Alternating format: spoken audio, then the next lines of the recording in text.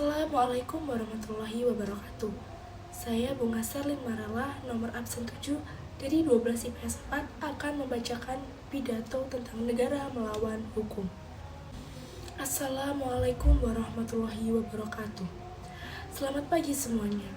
Sebagai awalan, marilah kita panjatkan puji syukur atas segala nikmat yang telah dikaruniai oleh Allah Subhanahu wa Ta'ala, sehingga pada saat ini kita masih diberi kesehatan untuk dapat beraktivitas.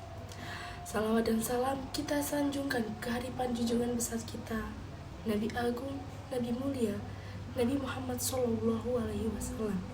Dialah sebagai seorang pendobrak dependensi moral manusia. Melalui jerih payah, pengorbanan, dan perjuangan beliaulah kita dapat terbebas dari kekufuran, kejahiliahan, dan kehinaan. Demikian halnya, semoga sholawat dan salam tetap tercurahkan untuk keluarganya, para sahabat dan pengikut hingga akhir zaman. Atas jerih payah, pengorbanan, dan keikhlasan mereka lah cahaya Islam dapat terbit di belahan timur bumi ini, Indonesia, tanpa KKM, tanpa pemaksaan, dan tanpa penjajahan. Yang terhormat Bu Erni selaku guru penguji ujian praktik dan teman-teman yang dirahmati oleh Allah. Pada kesempatan kali ini, saya akan menyampaikan pidato tentang negara melawan hukum. Kata korupsi memang sudah tidak asing lagi bagi kita. Secara harfiah, arti kata korupsi adalah mengambil atau mencuri hak yang bukan miliknya dengan memanfaatkan jabatan dan secara sembunyi-sembunyi. Banyak kasus korupsi yang terjadi di negara kita. Salah satunya yaitu kasus korupsi yang gencar diberitakan dulu di media adalah kasus penggelapan pajak oleh oknum pegawai pajak koruptor yang kita kenal dengan julukan si mafia pajak, yaitu Gayus Tambunan.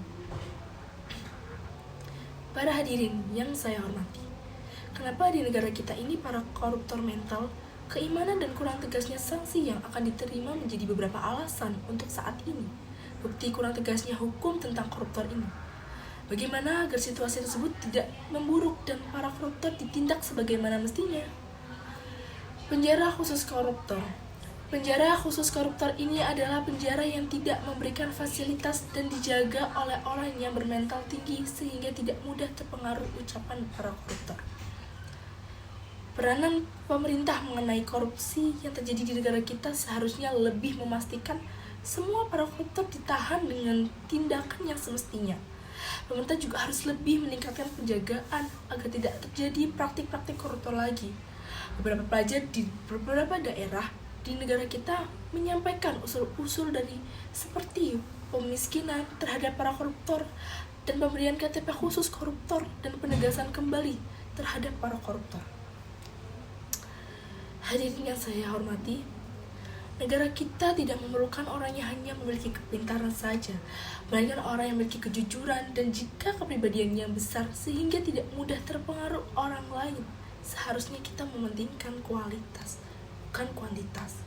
Terlalu banyak orang yang pintar, tapi hanya segelintir orang yang memiliki kejujuran. Generasi anak bangsa negara yang baik haruslah dididik dengan baik dan tidak terlalu mementingkan IQ, tetapi emosional dan spiritual yang tinggi sehingga tidak lahir koruptor-koruptor di masa yang akan datang. Aksi untuk melawan korupsi harus ditangani dengan serius, karena kita semua mengharapkan korupsi akan terkikis lenyap dari negara kita. Untuk itu, kita harus bersama-sama melawan korupsi. Bagi pelajar-pelajar ditingkatkan sikap diperbaharui agar menjadi generasi yang lebih baik dari sekarang. Sekian dan terima kasih. Jika ada salah kata, saya mohon maaf. Assalamualaikum warahmatullahi wabarakatuh.